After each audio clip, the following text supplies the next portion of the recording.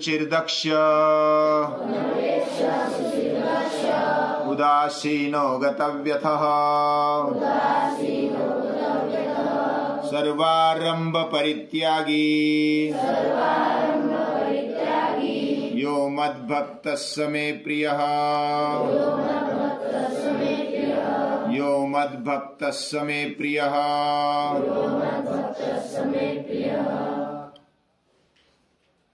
श्रीमद् भगवद गीता में ज्ञानी भक्त और मेरा प्रिय कौन हो सकता है, यह बात भगवान बताते हैं। और कल जो हमने देखा कि हमारा जीवन जो मिला है वो कैसे जीना चाहिए, कैसे कार्य करना चाहिए, कैसे मरना चाहिए, सभी बातें खाने पीने से लेकर के मृत्यु के बाद भी क्या करना चाहिए ये बताने वाली गीता है। इसलिए गीता जबरदस्त है। जो भी गीता समझदारी से पढ़ेगा वो गीता जिंदगी भर छोड़ेगा नहीं। सतत मार्गदर्शन श्रीमद् भगवद गीता में मिलता है। सतत पोषण जीवन का हो जाता है, ऐसी ये गीता है। कौन सी बातें गीता में बहुत सारी है, जितना भी अभ्यास करेंगे उतना कम है। गीता एक ज्ञान का भंडार है। यह समंदर जैसा है, जितना चाहो उतना ले लो, कम नहीं होगा। ऐसा ये गीता का ज्ञान है। हमारे जीवन को सही बनाने वाली, स्वस्थ बनाने वाली, सही दिशा देने वाली, समग्रता से देखने का दृष्टिकोण देने वाली गीता है। गीता कौन समझ सकता है? गीता का अधिकारी कौन है? समझने का अधिकारी कौन है? बाकी अधिकार तो हम मांगने पर खींचते हैं या तो उसको हमारे पास लेने का प्रयास करते हैं। लेकिन गीता समझने का अधिकारी वही है जो अनग है। अनग यानी निष्पाप, जिसके मन में कोई पाप नहीं है, जो पुत्र समझकर, बेटा समझकर, बच्चा समझकर गीता के पास जाता है, उसी के समझ में गीता आने लगती है। ये गीता का वैशिष्ट्य है। गीता समझने का अधिकारी वही है जो पुत्र बनकर, निष्पाप बनकर गीता के पास जाता है, जो खुला है। मां के पास हम खुले रहते हैं। कौन सी भी बात, कौन से भी ड्रेस में नंगे भी मां के पास जा सकते हैं। ये मां के प्रति हमारा प्यार है, हमारी श्रद्धा है और निष्पापता है। और ऐसा जो अनग है वही गीता समझने का अधिकारी है। और अर्जुन में वही गुण दिखाई देते हैं, वह निष्पाप। इसलिए तो अनग शब्द भूला है। अनग यानी जिसने कुछ पाप नहीं किया है, मन में भी नहीं लाया है। अर्जुन शूरवीर है। इतना शूरवीर और हट्टा कट्टा होने के बावजूद भी वह निष्पाप है, शुद्ध है, पवित्र है। उसके जीवन में दो पवित्र देखने को मिलते हैं मुख्य रूप से। कौन से? उसके जीवन में अर्थ पवित्र है। अर्थ यानी संपत्ति, पैसा, धन, इसके बारे में वो पवित्र है। मैं मेरी कमाई से ही लूंगा, मैं फोकट का नहीं लूंगा, मैं मेहनत करके लूंगा। और जो भी पैसा, जो भी संपत्ति मेरे पास आएगी, जो भी लक्ष्मी मेरे पास आएगी, वो अच्छे मार्ग से, सम्मान से मेरे पास आए। मैं भूखा रहूंगा लेकिन लूंगा नहीं। मैं तकलीफ सहन करूंगा लेकिन मैं ऐसा लाचार नहीं हूंगा। ऐसा अर्जुन का चरित्र देखने को मिलता है। जब सुभद्रा की शादी हो जाती है, अर्जुन के साथ श्री कृष्ण ही वो रचा देता। पूरा नाटक, पूरा जो कथानक है वो आपको मालूम है। सुभद्रा को भगा लिया जाता है और भगाकर ले जाने वाला उसके विरुद्ध पूरी यादव सेना खड़ी हो जाती है, लेकिन कृष्ण चुपचाप है। और वो मन में ऐसा सोच रहा है कि पांडव और विशेष करके अर्जुन देने पर भी वो लेगा नहीं। हम देना भी चाहे तो वो लेगा नहीं, क्योंकि वो फोकट का है। क्यों मुझे दे रहे हो? मैं क्या लाचार हूं, दुर्बल हो?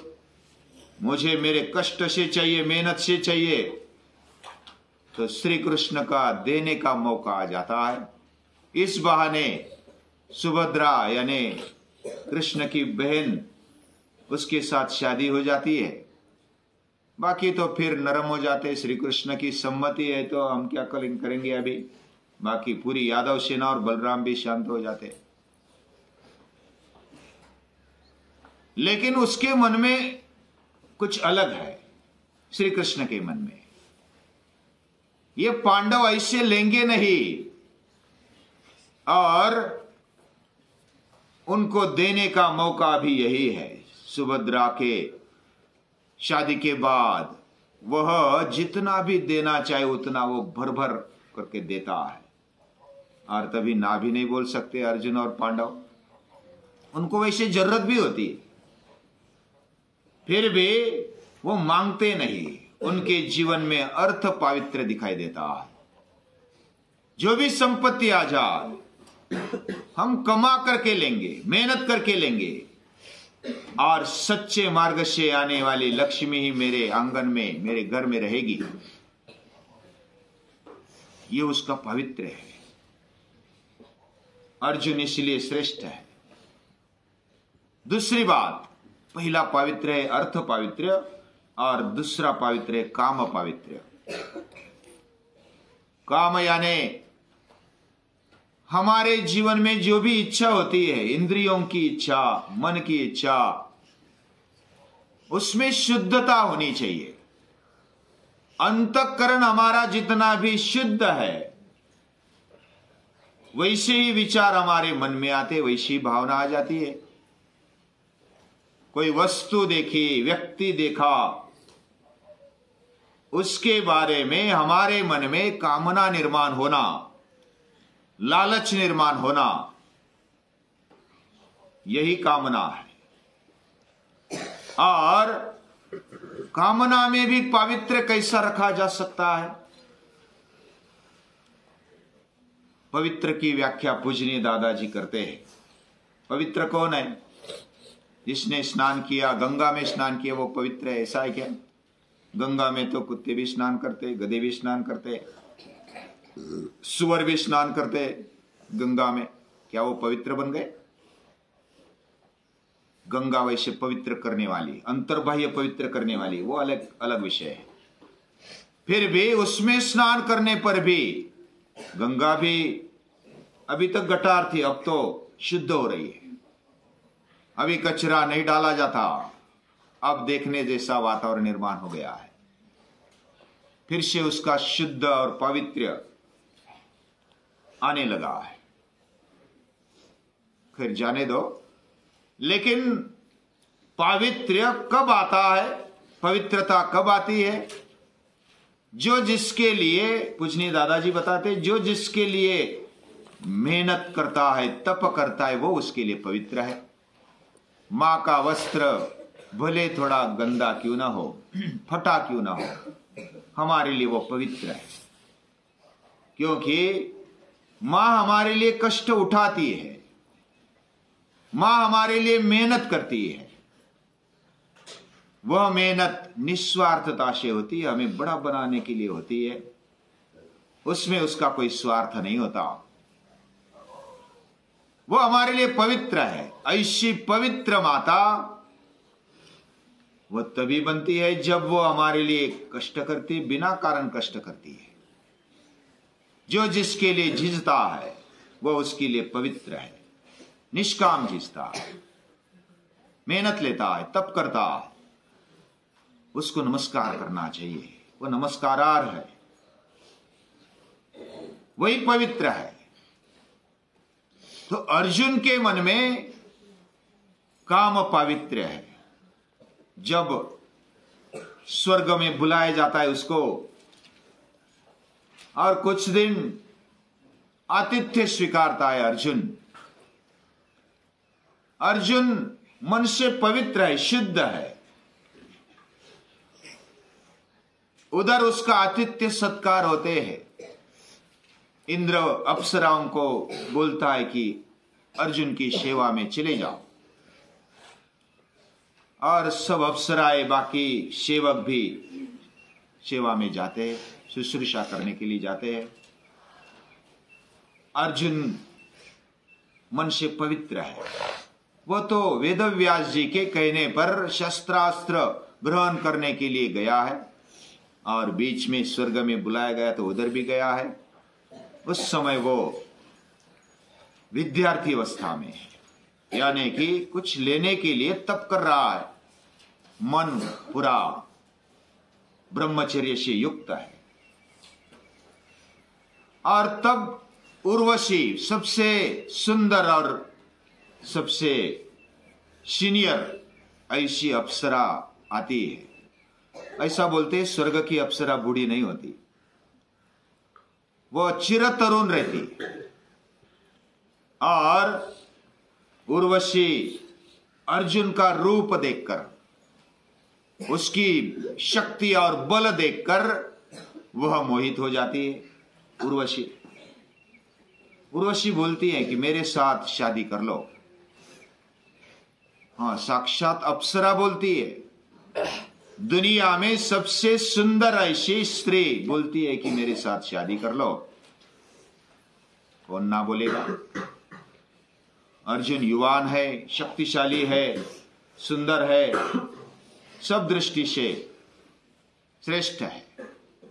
ऐसा होने पर भी उर्वशी के सामने हाथ जोड़ता है अर्जुन, तू मेरी माता है। और मेरे मन में ऐसा भाव आता ही नहीं है। वो नमस्कार करता है, उसको साष्टांग नमस्कार करता है। उर्वशी को अच्छा नहीं लगता और वो शाप दे देती है कि तू भी स्त्री जैसा बनेगा, तेरा स्वभाव, तेरा पूरा जीवन स्त्री जैसा बनेगा। ये शाप देकर वो चली जाती है। उसको पता नहीं होता अर्जुन को ये शाप मुझे मिल गया। लेकिन जो सुनने वाले थे वो तो इंद्र के पास जाते हैं, उर्वशी ने ऐसा ऐसा शाप दे दिया। और इंद्र का बेटा है अर्जुन, उर्वशी को बोला कि क्या कर दिया। फिर बात की कहानी आपको पता है। 1 साल के लिए ये रहेगा शाप, बाकी तो निकल जाएगा। और इंद्र भी बोलता है कि ये तेरे काम में आ जाएगा।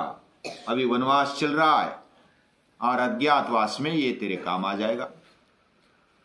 तो इस प्रकार प्रलोभन आने पर भी उसमें न डिगने वाला, न हिलने वाला अर्जुन है। वैसे शिवाजी महाराज के जीवन में अगर देखेंगे तो काम पवित्र देखने को मिलता है। ऐसा राजा होना चाहिए। स्वामी विवेकानंद के जीवन में देखते हैं तो उनके जीवन में ऐसा देखने को मिलता है। शिवाजी महाराज जब कल्याण के सूबेदार की बहू आ जाती है तो बोलते, अशी चमची आई अस्ती सुंदर रूपवती, अम्मी सुंदर निपजलो अस्तो बदले छत्रपति।